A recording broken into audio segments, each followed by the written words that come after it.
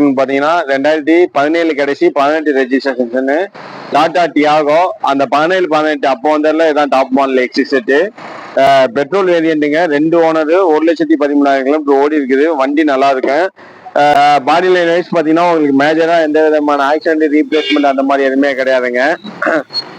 குறைன்னு சொல்ற அளவுக்கு வண்டியில எதுவுமே கிடையாது. இன்ஜின் வைஸ் பார்த்தீங்கன்னா உங்களுக்கு 2 ஏர் பேக் வந்துடும், டிரைவருக்கு வந்துடும், பிளஸ் பேசஞ்சர் இங்கேயும் ஏர் பேக் வந்துருங்க. ஷிஃப்ட் தேடுற கஸ்டமர் இல்லை ஒரு i10 i20 தேடுற கஸ்டமர் தாராளமா இந்த வண்டி எடுக்கலாம். விலை i10 i20 அதெல்லாம் கம்பேர் பண்ணும்போது இது மெயின்டெனன்ஸ் வைஸ் உங்களுக்கு ரொம்ப கம்ஃபர்டபுளா இருக்கு.